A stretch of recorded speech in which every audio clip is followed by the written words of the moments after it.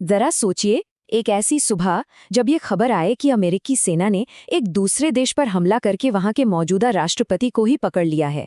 नहीं, ये किसी हॉलीवुड मूवी का प्लॉट नहीं, बल्कि 2026 में वेनेजुएला में जो हुआ, ये उसकी हकीकत है।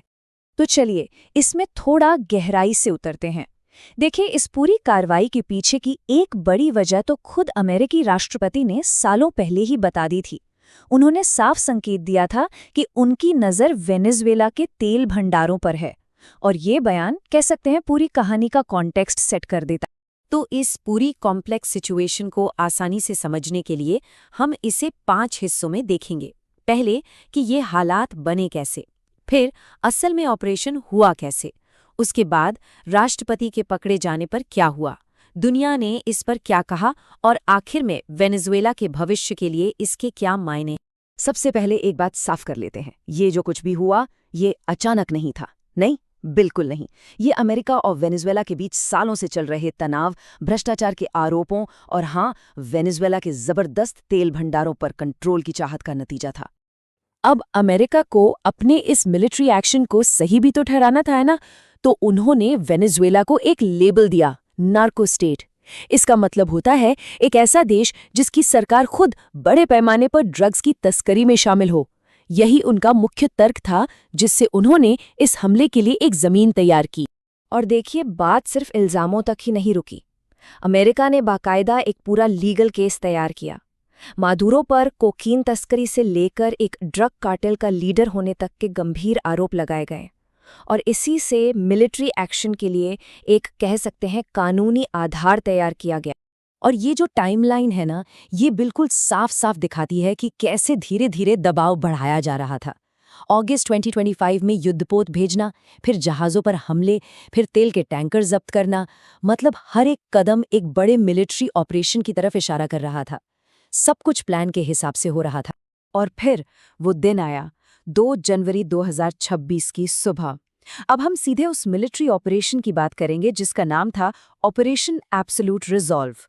रात के ठीक 2:01 वेनेजुएला टाइम, अचानक पूरा उत्तरी वेनेजुएला एक के बाद एक धमाकों से गूंज उठा।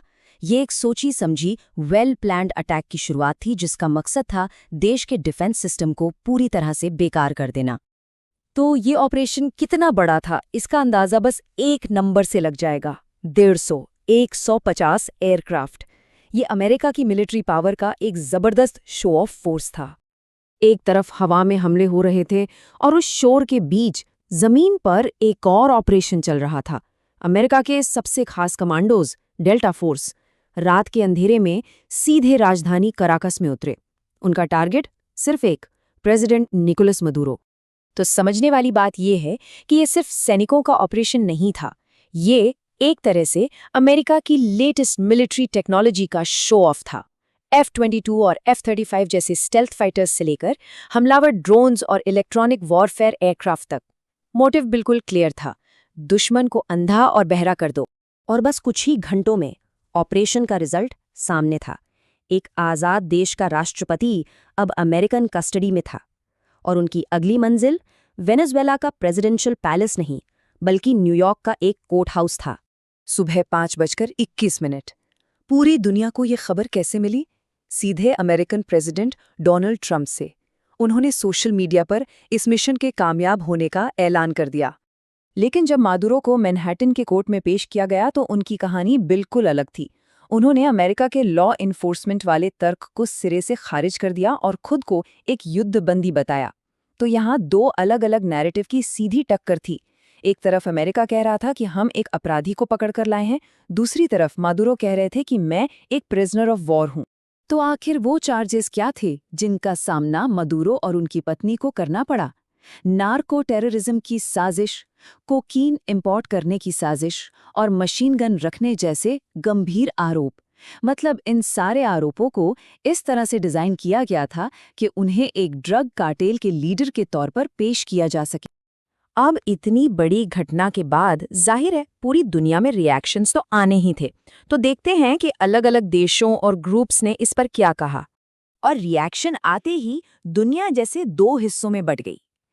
एक तरफ न्यूयॉर्क की टाइम्स स्क्वायर में प्रोटेस्ट हो रहे थे, नारे लग रहे थे, नो ब्लड फॉर ऑयल, मतलब लोगों का कहना था कि ये सब तेल के लिए हो रहा है। और दूसरी तरफ फ्लोरिडा में, जहां बहुत से वेनेजुएला के लोग रहते हैं, वहां जश्न मनाया जा रहा था। वो इसे एक तानाशाह के राज का अंत मान रहे थे। अगर ऑफिशियल रिएक्शंस की बात करें तो ज्यादातर देशों ने इस एक्शन की निंदा की। यूएन हो, चीन हो, रूस हो, सबने इसे इंटरनेशनल लॉ का उल्लंघन बताया और कहा कि ये एक डेंजरस प्रेसिडेंट है, मतलब एक खतरनाक मिसाल। सबसे इंटरेस्टिंग बात तो ये है कि खुद अमेरिका के अंदर पब्लिक ओपिनियन पूरी तरह से बटा हुआ था। एक रॉयटर्स पोल के हिसाब से 33% लोग इसके सपोर्ट में थे, 34% इसके खिलाफ और बाकी के 33% श्योर नहीं थे। इससे साफ पता चलता है कि ये कितना कंट्रोवर्शियल मामला था। तो चलिए अब आगे बढ़ते हैं और इसके नतीजों पर नजर डालते हैं। इसके बाद वेनेजुएला का भविष्य कैसा दिख रहा था? एक नई सरकार, अमेरिका के साफ साफ इरादे और रिसोर्सेज पर कब्जे की लड़ाई। इस पूरे मामले के सेंटर में एक नंबर है, 300 अरब बैरल।